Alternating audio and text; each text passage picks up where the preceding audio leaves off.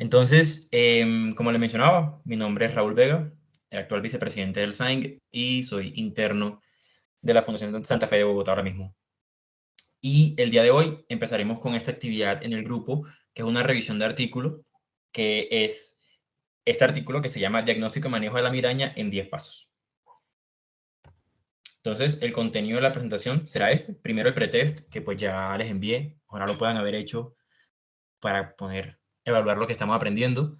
Una introducción, el abordaje de los 10 pasos, las conclusiones y justamente el post-test. ¿Listo? Entonces, empezando, mencionar que este es un artículo que fue publicado en la revista Nature en el 2021. Importante que esto no es una guía de práctica clínica, sino que es un consensus statement, que es decir, una opinión de expertos concertada por diferentes entidades expertas en el tema, que deciden sacar un documento en el que plasman los conceptos que ellos tienen, pues desde su pericia, ¿no? Entonces, para esto participaron 3 grupos: la Sociedad Danesa de Cefalea, la Federación Europea de Cefalea y la Academia Europea de Neurología. Entonces, el objetivo de esto, ¿cuál era? Pues apoyar en la atención y en la toma de decisiones hechas por médicos generales, neurólogos y subespecialistas en cefalea. Lo que se hizo fue básicamente que la Sociedad Danesa de Cefalea contactó a la EAN y a la Federación, hicieron una revisión de la literatura. Un tema importante que puede ser como algo a tener en consideración en las limitaciones de este trabajo es que solamente fueron artículos en inglés los considerados. Luego se hizo la redacción y la revisión, pues varias veces del draft que habían hecho del documento de la redacción, y se hicieron 4 rondas de revisión para establecer justamente el consenso, que es al final este documento que tenemos acá. ¿Listo? Entonces, para que tengamos un contexto de lo que estamos leyendo. Ahora sí, hablando de la migraña, recordar que la migraña es una enfermedad altamente discapacitante y frecuente en la comunidad general. La prevalencia a un año es del 15% en la población general y es el segundo trastorno neurológico con más frecuente en el mundo, que genera más discapacidad que todas las enfermedades neurológicas combinadas. Entonces, digamos que el por qué hablar de esto, aquí lo estamos observando. Un dato importante es que el manejo agudo o profiláctico sigue siendo bastante subóptimo en los pacientes con migraña. De hecho, solamente del 2 al 14% de los pacientes que son elegibles al manejo profiláctico realmente lo usan. Es decir, de todos los pacientes que tenemos en los cuales podrían ser beneficiosos el uso de medicamentos profilácticos para la migraña, solamente del 2 al 14% lo utilizan. Entonces, entendiendo el por qué hablar de esta entidad, se propone este abordaje de 10 pasos para hacerlo más sencillo. ¿Listo? Entonces, los primeros 3 pasos corresponden al diagnóstico de la enfermedad. Entonces, ¿cuándo sospecharla? ¿Cómo diagnosticarla? Y la educación y el manejo centrado en el paciente. Los siguientes pasos corresponden al manejo: el manejo agudo, el manejo preventivo o profiláctico y el manejo de poblaciones especiales con migraña. Y por último, tenemos la evaluación de la respuesta al manejo, el manejo de complicaciones, reconocer y manejar comorbilidades y el plan a largo plazo para el seguimiento. Esos son los 10 pasos que tenemos para el manejo y el diagnóstico de la migraña. Entonces vamos a desglosar cada uno de estos. ¿Listo? Entonces, el primero es cuándo sospechar de migraña. Y es que la migraña, como entidad diagnóstica, hay 3 principales conceptos: la migraña sin aura, la migraña con aura y la migraña crónica. Sospechar de la migraña implica el tener una historia clínica, como la veremos más adelante, y el tener ciertos factores precipitantes que favorecen al diagnóstico de la migraña con los episodios que se presentan.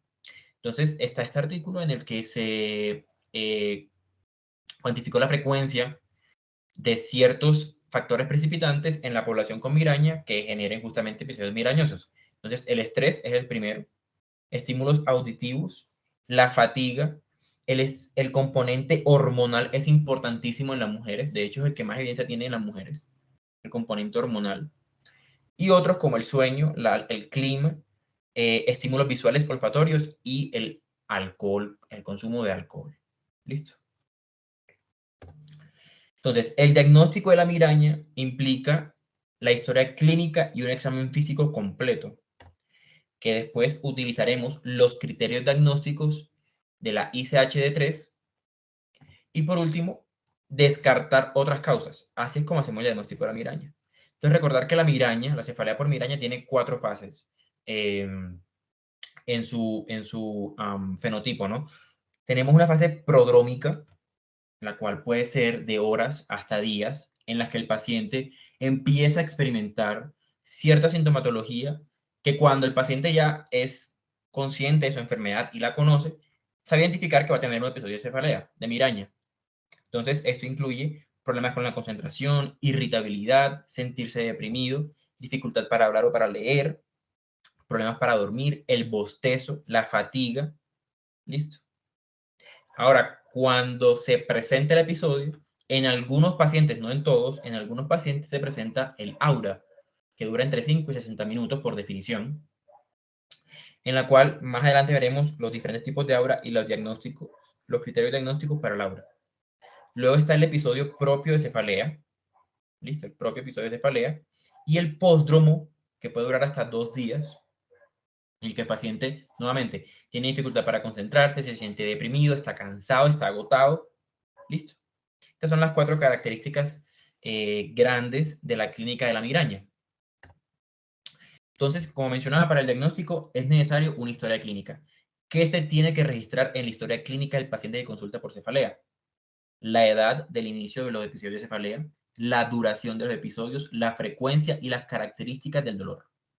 En las características que es importante, la localización, el tipo de dolor, la severidad, incluyendo qué tanto afecta su funcionalidad diaria, factores agravantes y factores atenuantes, incluyendo la medicación. Importante comentar los síntomas concomitantes, porque estos son criterios diagnósticos. Identificar síntomas pródromo, de aura y postdromales, si utiliza medicamentos o no de manera aguda o si ya está con diagnóstico de migraña profiláctica. Y uno de los factores de riesgo más importantes es la historia familiar de la migraña. ¿Listo? En el examen físico, es un examen neurológico completo, porque es importante identificar ciertas condiciones que podrían enfocarnos nuevamente el diagnóstico de migraña, sea para ajustarlo dentro de algún subtipo o sea para descartar otras entidades. Y es muy importante la realización de la fundoscopía o el fondo de ojo. ¿Por qué? Porque el papiledema es un signo que podemos encontrar en el examen físico que nos tiene que hacer pensar en cefaleas secundarias, que es una causa de descarte de la migraña. Entonces es importante tenerlo en cuenta. Aquí observamos cómo se ve papiledema. Tenemos el disco óptico, que normalmente está bien delimitado. En el papiledema hay una hiperemia del disco y suele haber como los bordes suelen ser no tan definidos y las venas suelen verse un poco más dilatadas. Entonces, ya teniendo la historia clínica del paciente y el examen físico, aplicamos los criterios diagnósticos de la Clasificación Internacional de Trastornos de Cefalea en su tercera edición, ICHD-3. ¿Qué es importante mencionar o conocer de estos criterios? Que estos criterios son generalmente más específicos que sensibles. Es decir, cuando se presentan, me hablan de migraña, pero que no se presenten, no me la descarta. Entonces, se propone justamente por la, digamos, la baja sensibilidad que tienen, el término de probable migraña. Sin embargo, esto está descrito, pero no es de uso amplio en la práctica asistencial. ¿Listo? Entonces, ¿cuáles son los criterios diagnósticos? Para la migraña sin aura, que es la primera entidad de la que mencionábamos, hay estos criterios. El criterio A habla de que al menos tienen que presentarse 5 episodios que cumplan los criterios del B al D. Entonces, el criterio B comenta que los episodios tienen que durar entre 4 y 72 horas, siempre que no se trate o que el manejo sea insatisfactorio, con al menos 2 de las siguientes características. Que la cefalea sea unilateral, que tenga características pulsátiles, que la intensidad sea de moderada a severa o que sea agravada o que cause la evitación de la actividad física rutinaria del paciente. Al menos 2 de estos ya cumple el criterio B. El criterio C habla de que los episodios tienen que estar acompañados de al menos una de las siguientes condiciones. Lo que le mencionaba de los concomitantes. La fotofobia y la fonofobia, y las náuseas y o el vómito. ¿Listo? Y el criterio D, pues que no se explique mejor por otro de los criterios diagnósticos de migraña o por otras cefaleas que estemos hablando. ¿Listo? Ahora, aquí hay algunas consideraciones importantes. Respecto al concepto de probable migraña sin aura, digamos que aquí hablan de que si no se cumplen todos los criterios del B al D, se podría hablar de esto, de una probable migraña con aura, sin aura. Y es importante mencionar que el paciente que se duerme con el episodio de cefalea, de migraña, y se levanta sin ese episodio, es decir, se levanta libre de cefalea, el tiempo se cuenta desde que empezó el dolor hasta que se despertó, justamente porque no hay una certeza de las horas en las que se quitó la cefalea, porque estaba dormido. ¿Listo? Y respecto a poblaciones especiales, el dolor de cabeza en pacientes pediátricos, 1, suele ser de menor duración y 2, a veces es bilateral y sigue siendo migraña. Entonces hay que tenerlo en consideración. Ahora, la migraña con aura. Primero, entender qué es el aura. Aura es cuando hay uno o más síntomas neurológicos focales relacionados a un episodio de migraña. Los episodios de aura suelen preceder, suelen estar antes de la propia cefalea, pero en algunos casos pueden acompañarlo e incluso aparecer después. El aura se clasifica en si es típica o atípica.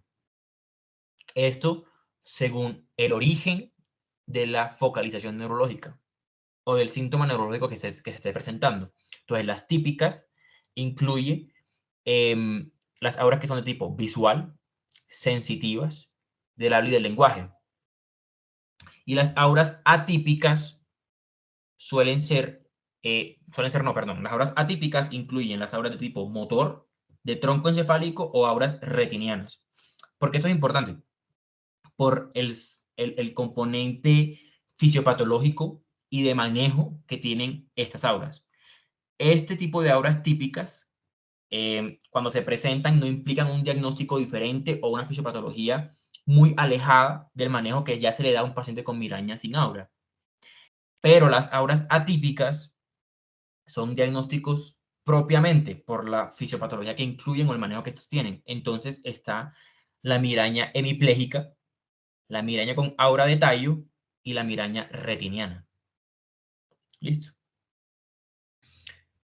El aura también se puede clasificar por los tipos, si el síntoma neurológico es positivo o negativo.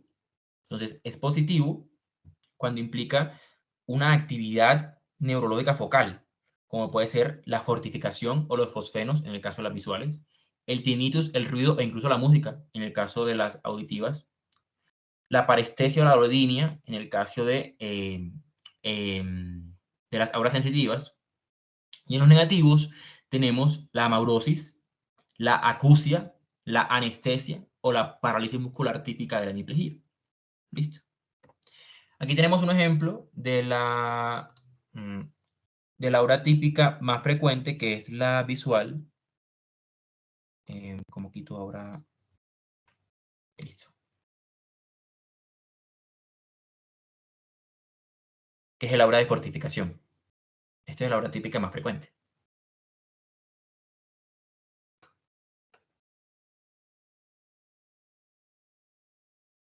Entonces empieza a presentarse este patrón en el campo visual, como lo pueden observar acá.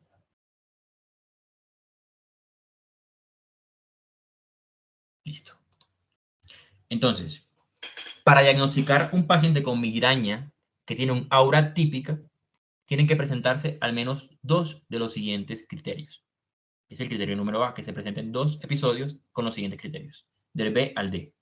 El criterio B menciona que al menos uno de las siguientes auras son completamente reversibles, sea visual, sensitiva, del habla del lenguaje. Y esa aura tiene que cumplir al menos 3 de las siguientes características, 3 de estas 6. Tiene que tener un inicio gradual en más de 5 minutos, puede ser un inicio abrupto.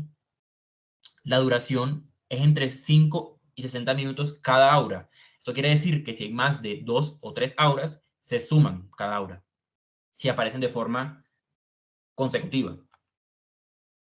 Las auras son sucesivas unas a otras.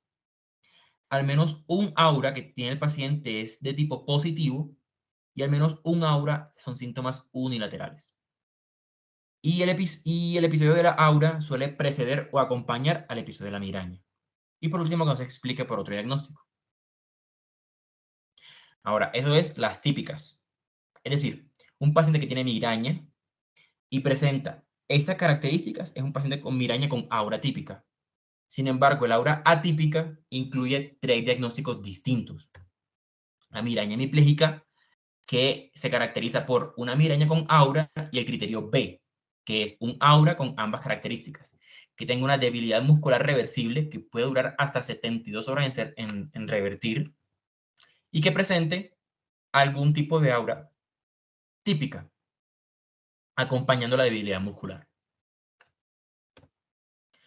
La migraña de tronco encefálico o de tallo incluye justamente criterios de migraña con aura y que tenga las siguientes características. Que tenga al menos uno de los siguientes: disartria, vértigo, hipoacusia, tinnitus, diplopía, ataxia o que tenga una escala de Glasgow menor a 13, que son las características del aura de tronco encefálico. Y no puede tener aura motora o retiniana. Y por último, la migraña retiniana habla de una migraña con aura que es monocular, positiva o negativa, sea una maurosis o sea un fosfeno, pero monocular, y que se confirme con un dibujo del paciente o el examen físico. ¿Listo? Ahora, teniendo esos dos conceptos importantes, hay que hablar de otro, que es la migraña crónica. Entonces, a pesar de que la mayoría de pacientes con migraña suelen presentar migrañas episódicas, hay una pequeña porción de pacientes que se cronifican, los cuales tienen alta carga en discapacidad y en costos en salud. ¿Cómo se define la migraña crónica? Como más 15 o más episodios de cefalea por mes por más de 3 meses, donde en estos 3 meses presente al menos 8 días por mes con alguno de los criterios de migraña. Puede ser migraña con aura, migraña sin aura, o que el paciente tenga la creencia de tener un dolor de cabeza tipo migrañoso que mejora con ergotaminas o con triptanes. Y que nos explique mejor por otro diagnóstico del grupo de clasificaciones. Esa es la migraña crónica. Ahora, cuando se habla de migraña crónica, es importante considerar a los pacientes que tienen un uso de medicamentos agudo y que puedan sospecharse de la cefalea por abuso de medicamentos, que es otra entidad aparte, en la cual el paciente experimenta al menos 15 días mes por 3 meses de cefalea en el contexto de un trastorno de cefalea previa, y que además de eso tenga un uso crónico de medicamentos para el control agudo o el control de los síntomas, como por ejemplo las náuseas, con los episodios de cefalea. La distinción entre migrañas crónicas y migrañas por abuso de medicamentos, la cefalea por abuso de medicamentos a veces suele ser complicada y por eso requiere de un acucioso examen en la anamnesis y ver la historia bien del paciente del uso de medicamentos que está utilizando. Pero son condiciones que hay que tener mucho en consideración. Listo, luego. Tenemos estos criterios. Hay que descartar otras cefaleas que puede presentar el paciente. Entonces tenemos cefaleas primarias y cefaleas secundarias. En las primarias tenemos la migraña, la que estamos hablando, la cefalea tipo tensión y la cefalea tipo clúster. Entonces aquí tenemos esta tabla que nos resume un poco las características propias de cada tipo de cefalea primaria para poder distinguirlas entre ellas. Ya hablamos un poco sobre la migraña. Entonces la cefalea tipo tensión, por ejemplo, los dolores de cabeza suelen ser de días, suele ser bilateral, se siente como una presión en la cabeza y la intensidad no es tan alta, más bien es leve a moderada. Y la sintomatología asociada no es tan frecuente y tampoco limita la actividad física del paciente. Y la cefalea tipo clúster, recordemos que son episodios de cefalea altamente intensos, muy cortos, de 15 a 180 minutos, que son unilaterales, incluso limitados exclusivamente a la región orbital, supraorbital o temporal, y que está relacionado con sintomatología autonómica. ¿Listo? Son episodios muy fuertes de intensidad. Y además de las cefaleas primarias, considerar las cefaleas secundarias, que de hecho son altamente importantes descartarlas porque son condiciones que pueden tener en riesgo la vida del paciente. Entonces, para las cefaleas secundarias tenemos este acrónimo, que es el SNOOP-10. SNOOP-10. Entonces, el SNOOP-10 lo que incluye son las banderas rojas de la cefalea al momento de examinar o de, en la anamnesis del paciente, identificarlas como posibles causas secundarias de cefalea. Entonces, el paciente que tiene síntomas sistémicos como la fiebre, hay que tener en consideración causas infecciosas, por ejemplo. Paciente con historia de neoplasia, considerar una metástasis. Pacientes con déficit neurológico o disfunción, considerar otras causas como lo puede ser de origen vascular, como un accidente cerebrovascular isquémico. Cuando la cefalea tiene un inicio abrupto y que es de altísima intensidad, el peor reportado por el paciente, considera una hemorragia subaracnoidea. En pacientes que ya tienen más de 50 años, pensar en arteritis de células gigantes o arteritis temporal, causas secundarias como las neoplasias. Cuando el paciente ya viene con cefalea y tiene un cambio en el patrón, pensar en causas vasculares, causas neoplásicas. Cuando la cefalea está relacionada con cambios posicionales, es decir, que aparece con un cambio de posición, pensar en alteraciones de la presión intracraneal.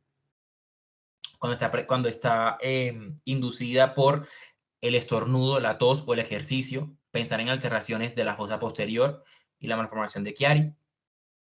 Lo que les mencionaba, el papiledema, considerar causas relacionadas con la presión intracraneal, neoplasias. Cuando la cefalea tiene características atípicas o que esté muy progresiva en intensidad, pensar en otras causas también.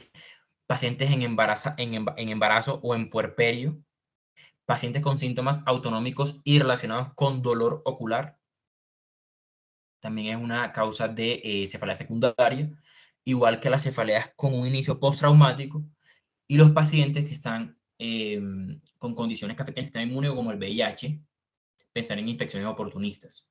Y lo que le mencionaba de siempre considerar la cefalea por abuso de medicamentos. ¿Listo? Y aquí cobra importancia el uso de las neuroimágenes. Digamos que típicamente un paciente con migraña no requiere de neuroimágenes de control, pero a un paciente que consulta urgencias y presenta alguna de las anteriores, es mandatorio realizar una neuroimagen para descartar justamente causas secundarias. ¿Listo? Un ataque, por ejemplo.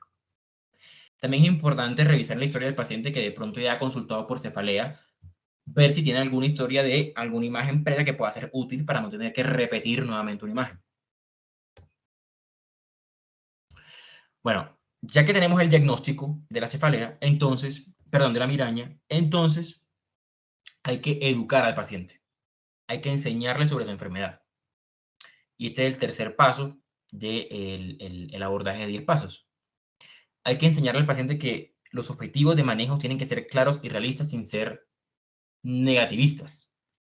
Explicar que la cefalea, la migraña, no se cura, sino que se controlan sus síntomas.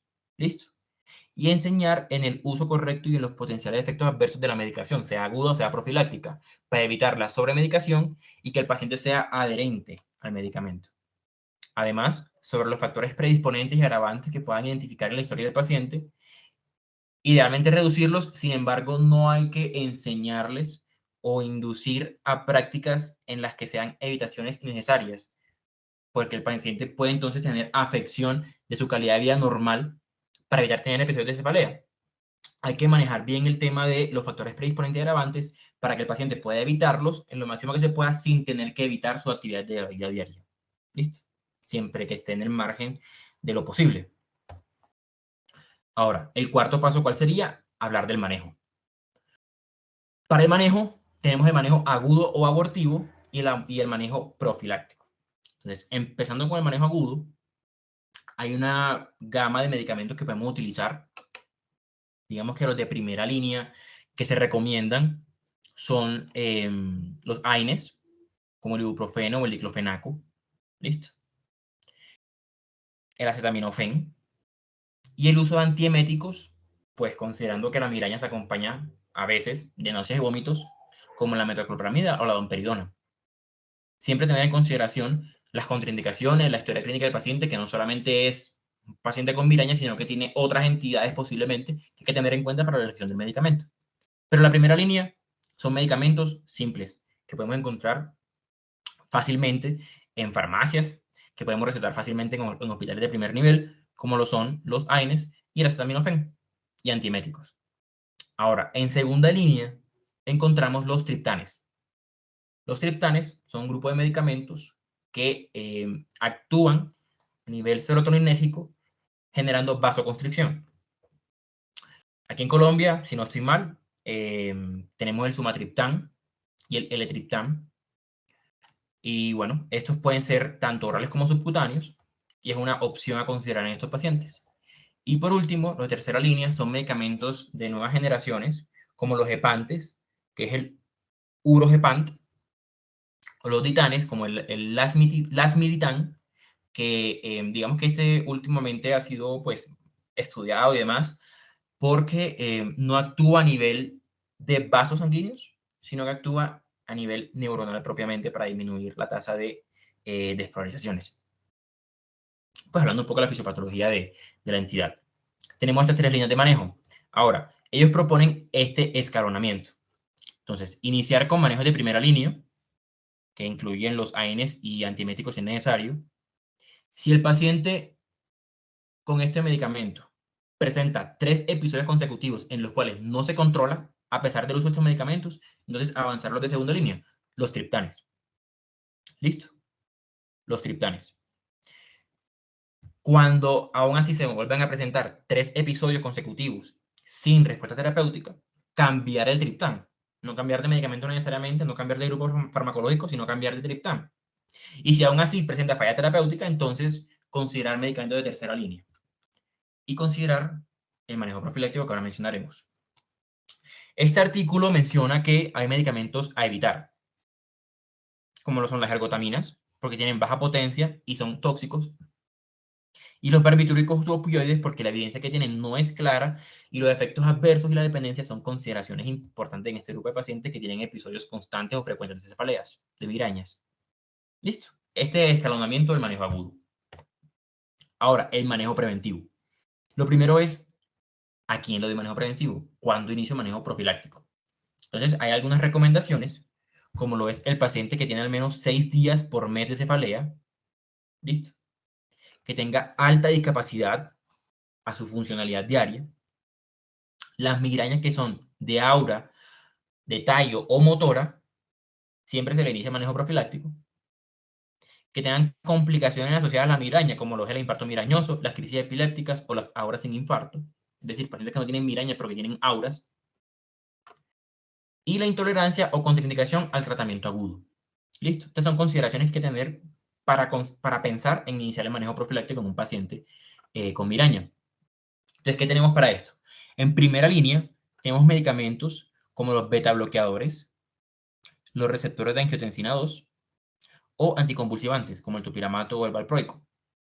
Entonces, ¿qué es importante conocer con estos medicamentos profilácticos? Aquí es muy importante el manejo enfocado en el paciente, porque como mencionaré más adelante, la elección de estos medicamentos está muy relacionada con las comorbilidades del paciente. ¿Listo? Entonces, ahora en la siguiente diapositiva se los muestro. En segunda línea de medicamentos tenemos antidepresivos tricíclicos como la amitriptilina, antagonistas del canal de calcio como la flunaricina y anticonvulsivantes como el valproico. Y por último, en tercera línea, tenemos la toxina botulínica, ¿cierto? Tenemos los anticuerpos monoclonales relacionados con el gen de la calcitonina, que están acá, como el dalcanesumab o el erenumab, y tenemos otras indicaciones como el bloqueo pericranial y demás. Entonces, lo que les mencionaba, hay condiciones del paciente que favorecen o no el uso de ciertos medicamentos profilácticos, la elección de un grupo de medicamentos profilácticos. Entonces, por ejemplo, los beta bloqueadores que son de primera línea, como el propranolol, es óptimo utilizarlo en pacientes que, por ejemplo, tengan hipertensión o que tengan alguna interacción cardiovascular. Pacientes en los cuales no se favorecen este medicamento incluye pacientes con enfermedades broncopulmonares, como lo puede ser el EPOC o el asma. Pacientes que tengan mayores de 60 años, que tengan depresión, disfunción sexual. Listo. Antidepresivos como la mitriptilina o la venlafaxina se favorecen en pacientes justamente con depresión, con trastorno de ansiedad, con insomnio, con dolor neuropático.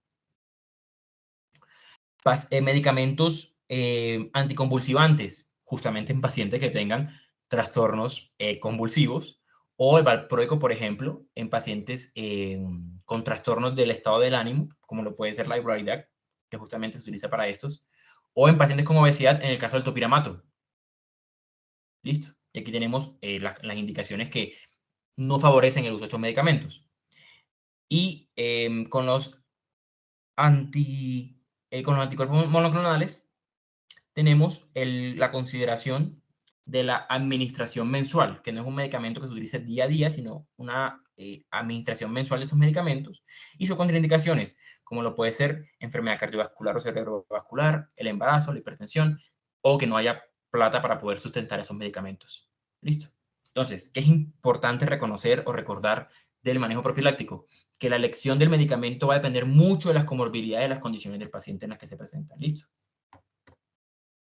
Ahora, listo, se inicia el manejo profiláctico. ¿Cuándo yo evalúo si está funcionando o no? Entonces, en general, se utiliza de 2 a 3 meses para valorar al paciente nuevamente y ver si está funcionando el medicamento que le estamos indicando de manera profiláctica. Ahora, si son anticuerpos monoclonales, entonces sí, de 3 a 6 meses. Y si es la toxina botulínica, de 6 a 9 meses se puede valorar al paciente. Ahora, ¿cuándo yo suspendo la medicación? Cuando el paciente tenga de 6 a 12 meses libre de episodios de migraña. ¿Y cuál es el objetivo de suspender esto? Evitar el abuso de medicamentos. ¿Listo? Y entonces, cuando el paciente está más o menos bien controlado, solamente utilizar manejo agudo cuando sea necesario, cuando tenga sus episodios. ¿Listo? Ahora, en el manejo hay que tener ciertas consideraciones de grupos especiales. Entonces, el primer grupo corresponde a los niños y adolescentes, lo que les mencionaba al comienzo, que la migraña a veces no suele durar 4 horas, sino menos, 2 horas, que puede ser bilateral y que no suele ser tan pulsátil y sigue siendo migraña. Y que la ganancia terapéutica es baja. En estos pacientes se benefician mucho del descanso. Entonces, para tener en cuenta que de pronto no es necesario iniciar manejo profiláctico en este grupo de pacientes. O el manejo agudo propio de escalonamiento, porque estos pacientes se pueden beneficiar del descanso. Que no hay que correrles tanto. Las mujeres embarazadas o que están en lactancia, el uso del acetaminofén es seguro. Sin embargo, los AINES, que también son de primera línea, solo se recomiendan en segundo trimestre. Los triptanes, digamos que se recomiendan siempre y cuando estén en seguimiento por un especialista, por un neurólogo, porque los triptanes tienen ciertas consideraciones farmacodinámicas y de su mecanismo de acción que no pueden ser tan favorables en las pacientes embarazadas. Y en general, en las embarazadas y en lactantes, el manejo profiláctico se suele evitar. Sin embargo, si se requiere, el propranolol y la mitriptilina suelen ser seguros. Sin embargo, el valproato, el topiramato y el candesartán son contraindicados por riesgo de teratogenicidad. ¿Listo? Pacientes con migraña menstrual, que se presentan en el 8% de las mujeres, que se caracteriza por episodios limitados exclusivamente al periodo menstrual, que pueden tener o no aura, se manejan con ciertas consideraciones. Las pacientes que no tienen aura, se puede dar un manejo preventivo perimenstrual, que se realiza de la siguiente forma: con naproxeno o con naratriptán por 5 días, iniciándolo 2 días antes de la fecha conocida o esperada de la menstruación, siempre que sean regulares. Y los anticonceptivos orales pueden ser útiles en ese grupo de pacientes. Ahora, si tienen aura, los anticonceptivos orales y el naratriptán no están recomendados por el riesgo de accidente cerebrovascular isquémico en estos pacientes. Y por último, en pacientes ancianos, importante siempre descartar cosas secundarias. De hecho, como les mencionaba, el tener más de 50 años es una bandera roja. Aunque, si este paciente tiene un inicio desde la juventud y persiste en el tiempo, simplemente hay que ajustar el manejo a las comorbilidades del paciente. Ajustarlo el manejo agudo y el manejo profiláctico. Listo. Ahora, ya saliendo de la parte del manejo, entonces hablemos de la valoración del paciente con migraña. Entonces, el paso número 7 es la evaluación de la respuesta al tratamiento. Entonces, ¿cada cuánto tú evalúas al paciente? Como habíamos mencionado, de 2 a 3 meses, siempre que se inicie o se hagan cambios en la medicación. Y luego de eso, si se mantiene en el tiempo, entonces cada 6 a 12 meses el seguimiento está bien. ¿Qué se evalúa con cada cita que el paciente tenga? La efectividad, relacionada a qué? La frecuencia en días, mes de cefalea, de migraña, la severidad y la discapacidad que le genera al paciente, así como los efectos adversos a los medicamentos y la adherencia a los mismos. Eso es lo que evaluamos en las citas de control. ¿Cómo podemos hacer esto? Por medio de calendarios que se le instruyan al paciente que realicen, que vayan cuantificando cada cuánto y qué días tienen cefalea, la migraña, qué tan intenso es, qué lo precipitó. Y hay ciertos cuestionarios que no, hay algunos que no están validados en nuestra población precisamente. Hay algunos cuestionarios como lo puede ser el mTOQ4 o el HORT, que son preguntas sencillas que evalúan la severidad y la adherencia a ciertos medicamentos y de los episodios de migraña en estos pacientes. También podría ser útiles. ¿Y cuando consideramos la falla terapéutica? Lo que les mencionaba. Cuando utiliza un medicamento y tiene 3 episodios consecutivos de migraña sin éxito al medicamento, eso es una falla terapéutica. Y siempre hay que descartar una mala adherencia. ¿Qué podemos hacer? Aumentar las dosis, cambiar de medicamentos o considerar al especialista en estos casos. El paso número 8 implica el manejo de las complicaciones asociadas a la migraña. Uno de ellos es la cefalea por abuso de medicamentos. En esto lo que se recomienda es hacer un retiro rápido de estos medicamentos a menos de que sea un opioide, que eso ya tiene, eso es un capítulo completamente aparte en la cual se hace un descalonamiento progresivo del opioide que se está utilizando. Y otra importante complicación es la transformación a la migraña crónica. Como les mencionaba, la mayoría de pacientes suelen ser episódicos, sin embargo, hasta el 3% suelen cronificar la migraña. ¿Qué factores de riesgo hay para esto? Las pacientes mujeres, la alta frecuencia de la migraña, el abuso del medicamento agudo, un tratamiento que sea inapropiado incluyendo el profiláctico, o comorbilidades como la obesidad, la depresión y la ansiedad. Es importante siempre diferenciarlo de la cefalea por abuso de medicamentos y en estos pacientes se suele indicar el tratamiento preventivo con topiramato. También puede ser utilizada la toxina botulínica o los anticuerpos monoclonales. Y es muy importante en estos pacientes la modificación de factores de riesgo y los cambios en el estilo de vida, así como la remisión al especialista. Y ya finalizando, en el paso número 9, hay que reconocer y manejar otras comorbilidades. Esto es lo que les mencionaba con el tema del manejo profiláctico. Y es que la migraña se suele asociar a otras condiciones muy frecuentes en pacientes, como lo puede ser la obesidad, trastornos del ánimo como la depresión, la ansiedad, trastornos del sueño y el dolor crónico. Entonces, la elección de un manejo preventivo puede estar enfocado, debe estar enfocado en cubrir también estas comorbilidades. Entonces, lo que le mencionaba con esta tablita que estaba allá. El topiramato es bueno en la obesidad, pacientes con obesidad, y la amitriptilina en trastornos del sueño, por ejemplo. Entonces, se ha demostrado que el manejo de las comorbilidades del paciente mejora los resultados del manejo de la migraña propiamente. Por eso es que es importante. Y por último, el follow-up, el plan que le vamos a hacer de seguimiento. Entonces, mencionar que el 90% de los pacientes puede ser un seguimiento y un manejo de la medicina general. Eso es lo que recomienda o lo que mencionan en el consenso de expertos. Pero siempre hay que tener en cuenta la coordinación con un especialista y cuando se haga la consulta a un especialista, entonces hacer un retorno a la medicina general con un manejo preventivo al menos 6 meses. Listo. ¿Cuáles son los objetivos desde la medicina general que vamos a hacer todos nosotros básicamente? Educar bien al paciente en su enfermedad, hacer un seguimiento del manejo que se le está brindando y discernir en cuándo es pertinente la consulta a un especialista. ¿Listo?